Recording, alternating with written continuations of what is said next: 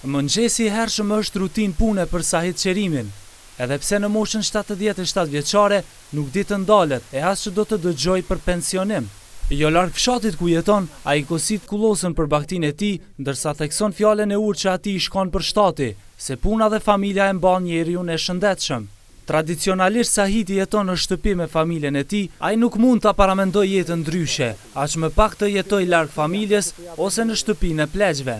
Veç Allah e na rujt mos më të këshyr hiç kërkush.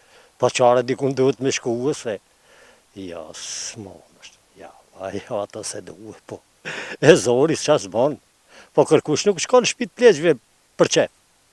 Pe zori të shku se me kanë që e këshyrin gjemt. Nuk shkon kërkush shtëpi të pleqve. Por një bashkëmoshatar i tij tani më 5 vjet jeton në shtëpinë e pleqve në Kumanov. 87 vjeçari Milan Pejqinov është njëri nga 140 të moshuarit të komunitetit Maqedonas, të cilët kanë braktisur shtëpitë e tyre dhe jetojnë në këto institucione. Ai ka qenë i detyruar sepse djemtë e tij u zhvendosën nga shtëpia. Unë kam jetuar vetëm në shtëpi, pasi që më vdiq gruaja. 2 djemë shkuan në Shkup për të jetuar me familjet e tyre, kurse unë mbeta vetëm në fshat. Andaj ika nga atje për të vendosur këtu, kjo mos t'i bezdis fëmijët. Nga 147 persona që banojnë në këtë shtëpi të pleqve, vetëm 2 janë shqiptar. Çka i mban shqiptarët larg këtyre institucioneve, sipas traditës dhe kanunit, ata vazhdojnë të kenë autoritet brenda familjes, pa marrë parasysh kushtet materiale e sociale. Këtë e konfirmon edhe sociologu Besnik Mehmeti.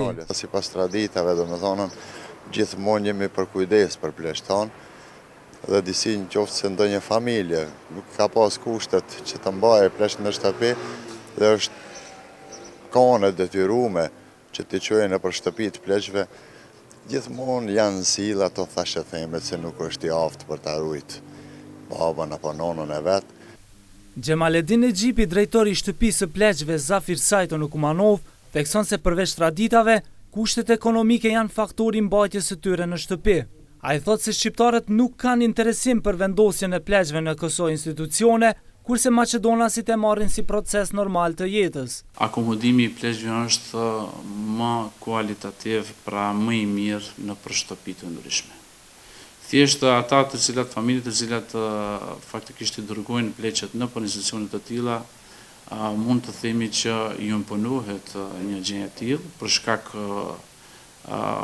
shkak mungesës së kushteve apo mos prezenca e tyre pra në familje, i cili do të interesonte më shumë për plakun apo thjesht personin e moshuar në shtëpi, sidomos kur personi është i sëmurë. Sipas të dhënave statistikore, në Maqedoni jetojnë mbi 382.000 persona të moshës mbi 60 vjeçare. Prej tyre aktualisht në shtëpitë e pleqve janë të akomoduar vetëm 1642 persona, ose të ndryshe 0,43% në nivel vendi.